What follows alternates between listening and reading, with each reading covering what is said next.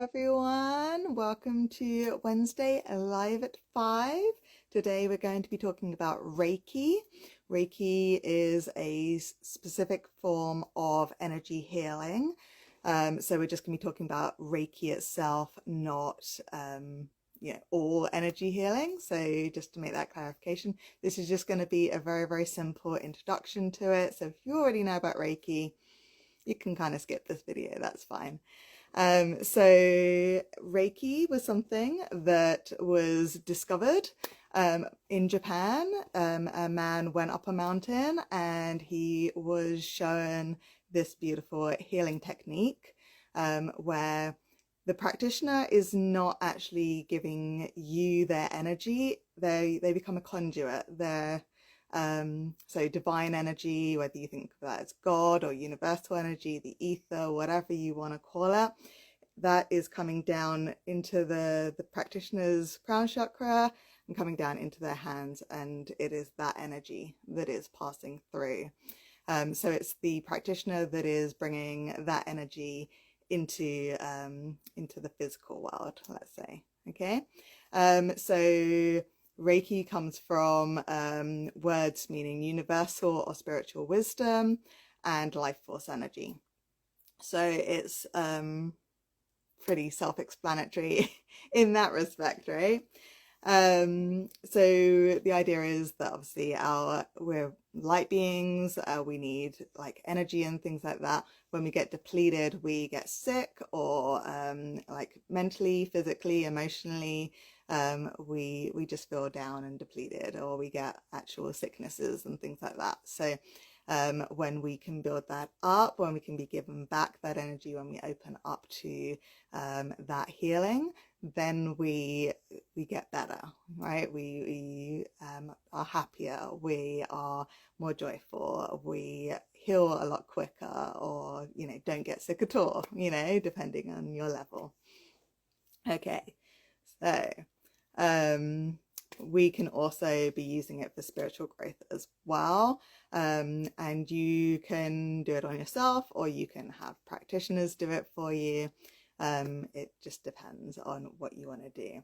The great thing is as well is you don't actually need to have anything wrong with you to have Reiki done. Like, it's a lovely relaxing experience. It's a lovely way to bring self-love to yourself, to heal some things that maybe you don't even know is wrong with you yet, right? It's like just a nice kind of like comforting thing that you can have done or do to yourself. So Reiki is a beautiful, beautiful art form, let's say. So as I said, you can do it on yourself. Now the thing with Reiki is, like I said at the beginning, it's a form of energy healing. So Reiki is energy healing, but not all energy healing is Reiki. So again, we're just talking about Reiki. Energy healing itself is, it can be a natural thing, like people just automatically have healing hands, stuff like that, and that's a natural born thing. You can argue that everyone can do it, they just haven't tapped into it.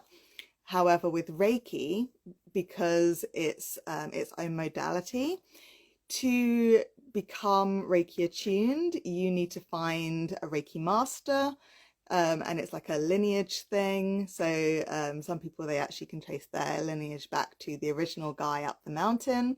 Other people, they're from different types of Reiki. So maybe they're not the exact same one, but it's still thought of as Reiki. You would go to them, you would learn Reiki from them, and then they activate your chakra, your crown chakra, and that allows for that universal energy to be coming into you and create that conduit for you. So level is usually about 3 levels, 3 and master level for some people, or 3 is the master level, depending who's teaching you. Level 1's usually just teaching you the very basics, the history, the hand placements on the body, and how to do it for yourself, pretty much. Level 2 can maybe be more into how to do it for other people or your pets, or things like that. And level 3 is, if it's not the master one, would be more about learning about how to send it distantly. So for example, I'm from England. I still have friends and family in England, but I currently live in Canada. So I can send Reiki for support, for healing, just for a connection. I can send that to them in England from here in Canada, and they can still receive it. Now that sounds a bit woo-woo and magical, but it works. They have tested this. I've tested this myself. Absolutely is a wonderful, wonderful thing. I like to think of it as well like it's like, you know, how they say everyone should learn CPR and how to, you know, be a first responder. I feel like everyone should learn at least level 1 of Reiki, because that way, if like you are sick or you hurt yourself or your kid falls over and hurts himself, you can just put your hands on them and the Reiki just turns on, and you're just able to help with such ease, right? So it's a very, very good thing to have. So you can find a Reiki practitioner if you don't want to learn it yourself. And the Reiki practitioner, they will do it either clothed, so you're normally clothed, but you can be sitting down, you can be lying down, and they can either put their hands directly on you or they can hold it away. It still works the same. Also, you can, as I said, do it distantly as well. So you could do it like this, where they're there and they're like, I'm sending you Reiki, or you just kind of like contact them and say, could you send me something? It's kind of like, you know, sending thoughts and prayers kind of thing. You can ask someone to send you Reiki and they will sit there, they'll do the symbols and they will send you the healing that you need. So yeah, so if you're doing it in person, you're fully clothed, and there's certain hand placements and a routine that they will do, or if it's for something specific that needs a lot more work, they can just be on that area. So, you know, bad arm or elbow or something, they can just have their hand on or away from and be healing that.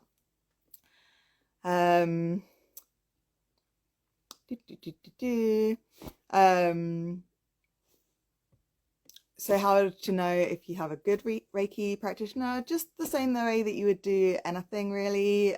You can look at reviews, you can ask their experience. With Reiki, like I said, it's different a little bit than just energy healing, which is a more, I won't say natural ability, but it's not. It's just like the Reiki has actually, you've gone through the schooling and the process of switching it on.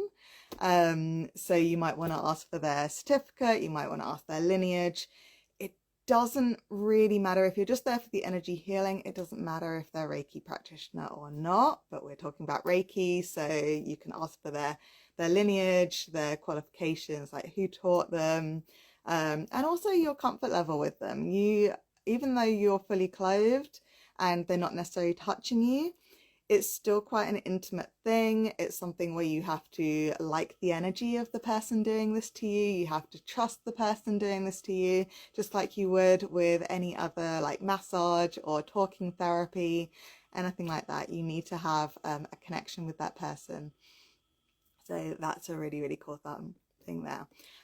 Just if you are interested in finding a practitioner, I actually joined a startup thing end of last year called Dragonfly Reiki. I will put a link in the replay comments, but go ahead and take a little look at them. They're just starting out, so it's all very new, but they have practitioners, Reiki masters from all over the world. So you can find someone in person or you can find somebody to do this online for you. They are also going to be doing workshops and healing circles and stuff like that. So stay tuned for that. Either take a look for yourself and you can definitely find yourself a really good practitioner. I also do Reiki. So if you want it from me, absolutely. Or you don't want from me, you don't want from the Dragonfly Reiki, I know some other people as well that I can put you in contact with. So reach out. Likewise, any questions on today's little episode, because I'm at 10 minutes, so I have to wind this up. So if you have any questions about Reiki in general or anything else that I do, please do reach out. Like, I really do want to talk to you and answer your questions. And I can also do a video like this for Alive at 5. If you just give me some ideas, and tell me the things that you want to hear, I can do videos on that for you as well. Next week we're doing episode 2. For some reason this morning I was talking to someone and I thought I'd already done this one. It must have been because I've written it already. But next week is episode 2 of our chakra series. So every month we're doing a different chakra episode. So next week we're going to be doing understanding the root chakra, your foundation for stability. So that's your first one at the base of your spine, the red one. If you didn't check out the first episode, that was just chakras in general, like an introduction to chakras. So if you don't know anything about chakras, definitely check that out. It's the picture for that, if you go down my post, is a rainbow, colors everywhere, so you can't really miss it. It kind of stands out. So check that one out if you didn't check that out yet, or you don't know anything about chakras before you watch next week's. Yeah, so that's going to be episode 2 of the chakra series. So I'm looking forward to doing that every month with you guys. And that's it for this week, everybody. I did 11 minutes. Woo! I'm getting better at this. So have a wonderful week. I will see you next week. Tell me what you think of the new area as well. I've done a little new setup thing, better lighting. Yeah, it's still the same comfy chair, but it's all a bit different. So let me know if you like it. You know, comment away in the replay. All right, have a great week, everybody.